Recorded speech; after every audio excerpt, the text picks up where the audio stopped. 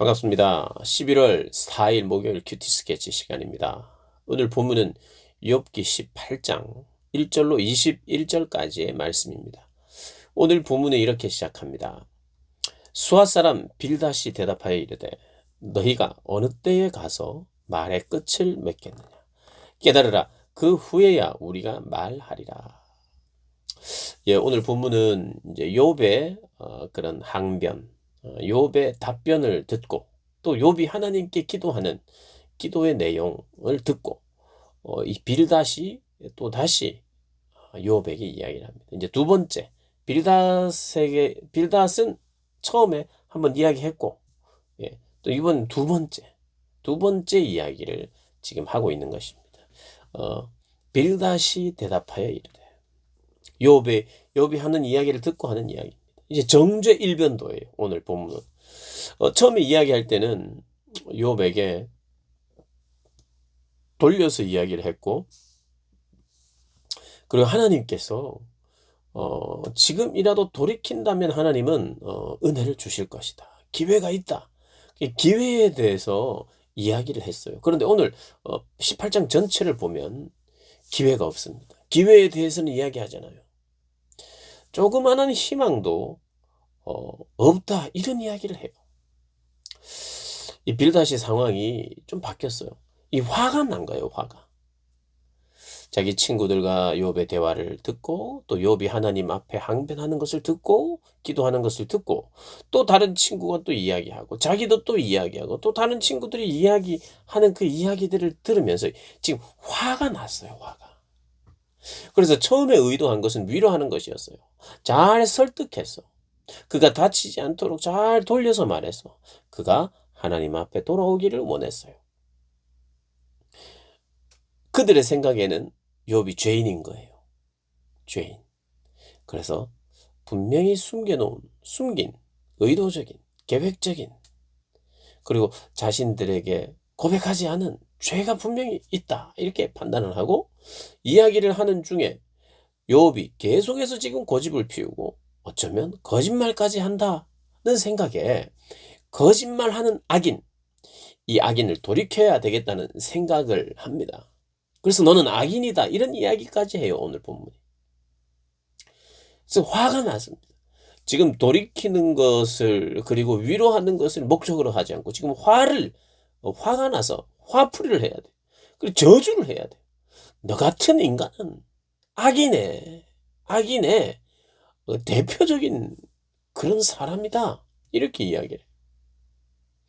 화가 났습니다. 그러면서 오늘 하는 이야기가 이제 나는 너의 말을 듣지 않겠다. 이제 내가 말할 것이다. 너는 내 말을 똑똑히 들어라. 네가 죄인이라는 것을 인정하고 네가 돌이키고 그렇게 하지 않는 한 너의 이야기를 듣지 않겠다. 너는 이제 입을 다물라. 악인들이 어떻게 되는지 알아? 하면서 지금 이야기를 해요.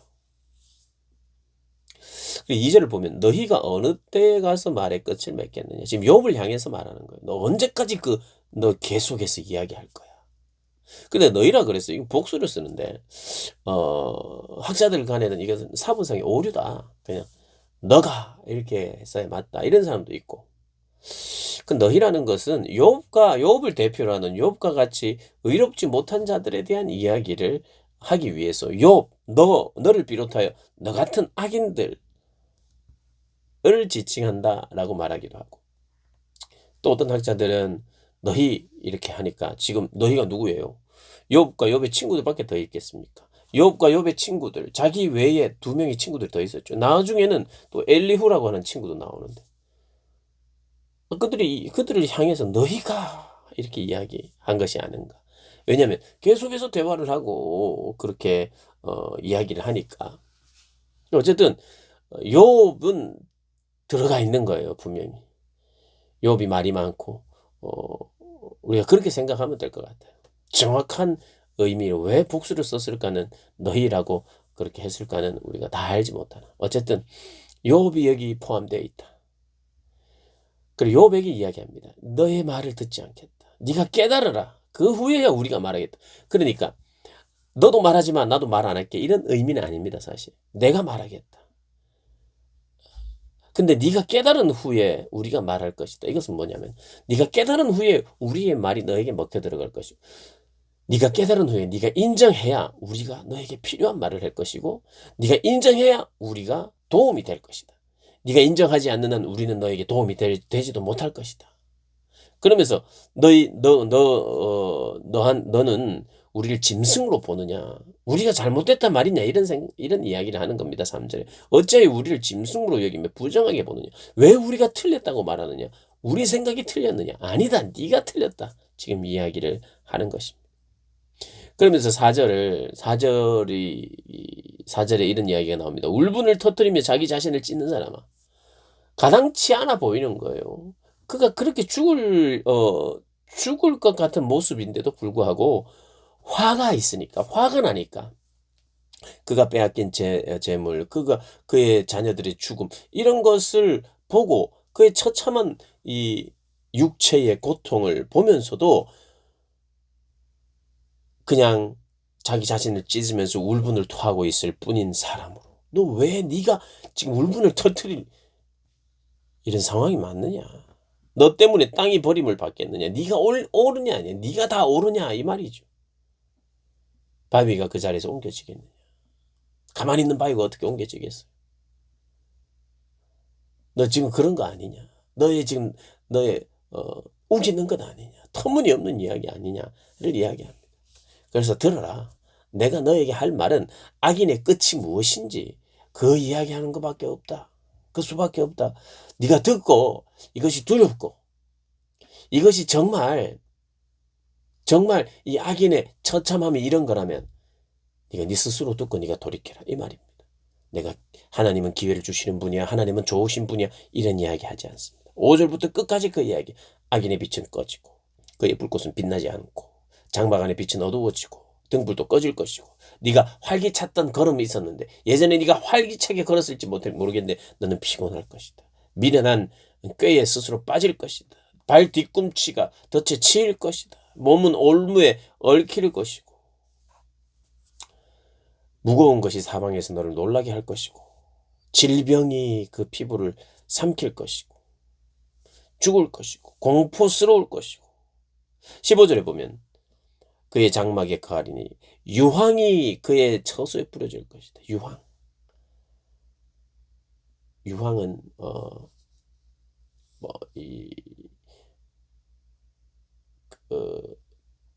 하여튼 필요 없는 참으로 필요 없는 것을 의미합니다. 그래서 다시 재기할 수 있는 그런 희망이 없는 상태를 말합니다. 그리고 그것을 이제 계속해서 표현하는 거죠. 16절에도 밑으로 그의 뿌리가 마르고 위로는 그의 가지가 시 뿌리도 없고 가지도 없고 백성들 가운데는 후손도 없고 후예도 없고 남은 자가 아무도 없을 것이다. 이런 이야기. 악인의 운명이 어떤 것인지를 적나라하게 소개한 뒤에 21절에 참으로 불의한 자의 집이 이러하다. 욥이 불의한 집이라는 거예요. 그래서 네가 이런 벌을 받았다. 그런 벌을 받아도 싸지. 이런 이야기를 하는 거예요. 하나님을 알지 못하는 자의 처소도 이러할 것이다. 네가 하나님을 알지 못하는 주제에 하나님을 아는 것처럼 이야기하고 그러나 너는 불의한 사람이다. 불의한 집은 이렇게 되는 거야. 라고 말합니다. 그래서 해석해 줘 버렸어요. 완전하게. 그가 생각했을 때는. 지금 네가 이런 일이 일어난 이유는 여기 보면 뭐 피부병도 나오죠. 사실 욥을 빗대서 한 이야기입니다. 참으로 불의한 자의 집이기 때문에 너희 집이 이렇게 됐다. 그리고 모든 악인들의 최후가 이럴 것이고 너는 앞으로도 그럴 것이다. 악인의 자리에 있는 한. 그리고 그러나 너에게 희망은 아직 남았다. 이런 이야기를 하잖아요. 화가 났습니다. 될 대로 되라. 쉽지 않습니다. 사람을 살리고 섬긴다는 것. 적어도 빌닷이 생각했을 때는 자기는 무조건 옳고 그는 틀렸어요. 틀린 것을 틀렸다고 이야기하자 절대로 인정하지 않습니다. 그때 자꾸 심한 말이 나오고 화가 일어나기 시작하면 네가 듣든지 말든지 넌 나쁜 놈이야 하고 정죄를 합니다. 우리가 그래요. 빌닷과 같은 그런 어떤 것을 소유하고 있어요, 우리가. 그래서 조심해야 합니다.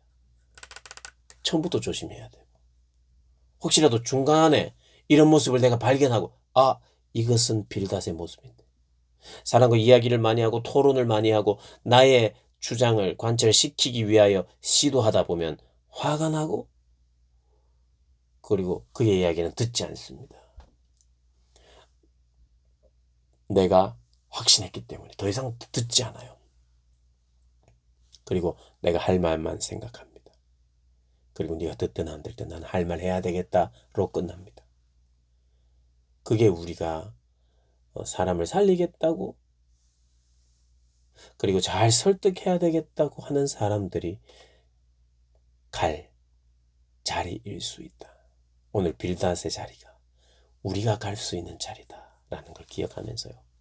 처음부터 조심해야 되지만 우리가 조심하지 못하다가 본의 아니게 그렇게 이런 상황으로 너의 말을 이제 더 이상 듣지 않겠다. 나는 확신해. 너의 말은 틀렸어. 라고 그런 자의 자리로 가면 어떻게 되느냐. 화가 이미 나서 저주밖에 못합니다. 그래서 중간에라도 돌아와야 돼요. 막 확신하다가도 이 끝은 정죄와 저주로 끝날 수 있겠구나 하고 돌아와야 돼요.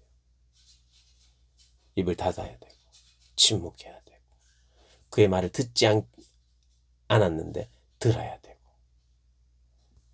그래서 자신 없으면 중단해야 합니다. 중단.